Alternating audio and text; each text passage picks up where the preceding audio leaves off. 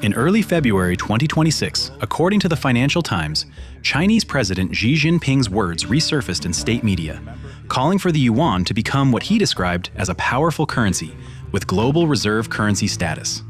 The Financial Times reported on February 1, 2026, that this represented one of Xi's clearest public statements yet on his ambition to elevate China's currency to rival the American dollar. But is this ambition grounded in economic reality? Or is it political rhetoric colliding with the hard constraints of global finance? The analysis you're about to hear is a collaboration with Fernando Ulrich, a prominent Brazilian economist, Bitcoin pioneer, and financial educator. He's the author of Brazil's first Portuguese book on Bitcoin and a leading voice in Austrian economics, macro analysis, and sound money advocacy. He has taught at the Mises Institute and is currently a partner at the investment firm Liberta Investments.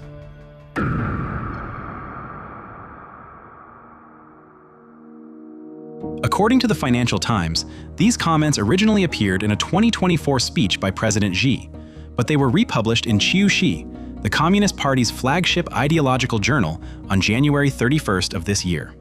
In that speech, Xi outlined what he believes a financial powerhouse requires: a strong central bank, competitive financial institutions, and, critically, and we quote, a powerful currency, widely used in international trade, investment, and foreign exchange markets, and attain reserve currency status.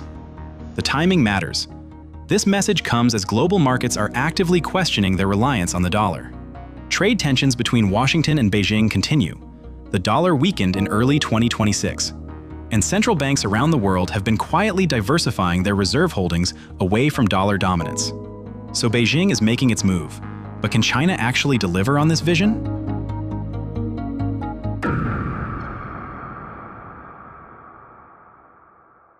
China has been pursuing what's called Yuan internationalization for years. The goal is straightforward: make the yuan a go-to currency for international trade, investment, and reserves held by other nations' central banks. But when you look at the actual data, the progress has been arguably limited. According to the International Monetary Fund's currency composition of official foreign exchange reserves for Q3 2025, China's currency accounts for just 1.93% of global reserves. That puts it in 6th place. By comparison, the US dollar holds approximately 57% of global reserves. Yes, that's down from 71% back in 2000, but it's still utterly dominant. Meanwhile, the euro sits at around 20%. Now let's look at payments. SWIFT data for December 2025, as reported by Fanadium on SWIFT's yuan tracker, shows the yuan at just 2.73% of global payment value. Again, 6th place.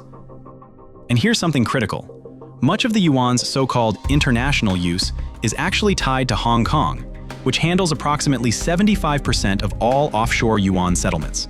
So the international footprint is narrower than it appears. Nonetheless, there is one area where China has made real progress: trade finance.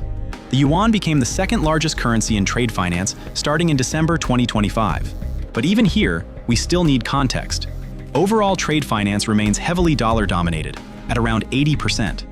Meanwhile, China's 2025 trade surplus hit a record of nearly $1.2 trillion. Reuters reported this on January 14, 2026, citing official Chinese data.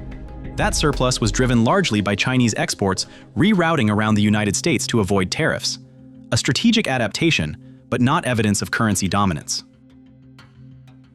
If this breakdown is helping you understand the real stakes in US-China economic competition, go ahead and subscribe now. We're building a community that's focused on facts over fear.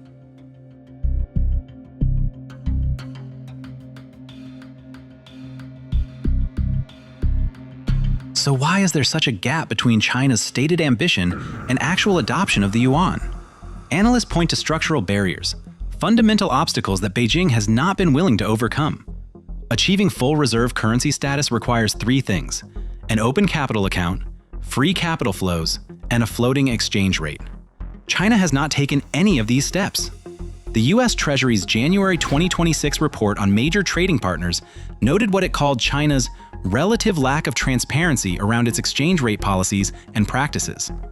According to that report, interventions to manage the yuan's value come not just from China's central bank, but from state-owned banks as well. Now, Treasury did not formally designate China as a currency manipulator in that report, citing depreciation pressures during the period under review.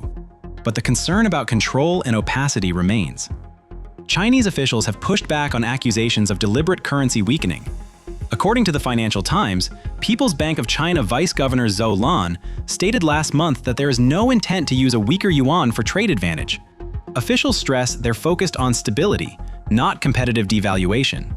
China's reserves now include nearly 9% in gold, a notable increase.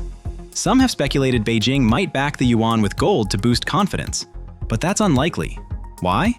Because gold backing would impose monetary discipline that Beijing has consistently avoided.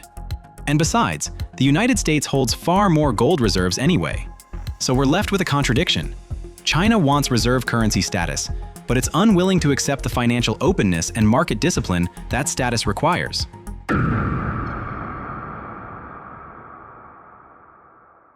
If China did succeed in elevating the yuan to true reserve status, the implications would be significant. For Beijing, it could reduce vulnerability to US financial sanctions, a tool Washington has used increasingly in recent years. It could also expand China's economic influence, particularly across Asia and among Belt and Road Initiative partner countries.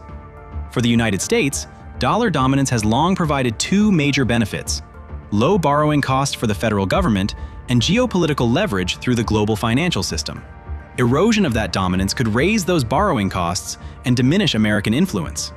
But many experts are saying they expect a slow shift, not a revolution. The dollar's share of global reserves is declining gradually. The yuan is growing in regional Asian trade, but it continues to stall at the global level. And it will keep stalling without the reforms China has resisted in the name of political stability and control. So why is Xi pursuing this now? The timing, amid global economic uncertainty and questions about dollar reliability, suggests Beijing sees cracks in the dollar system. But closing those cracks, actually displacing the dollar, would require changes China might not be willing to make.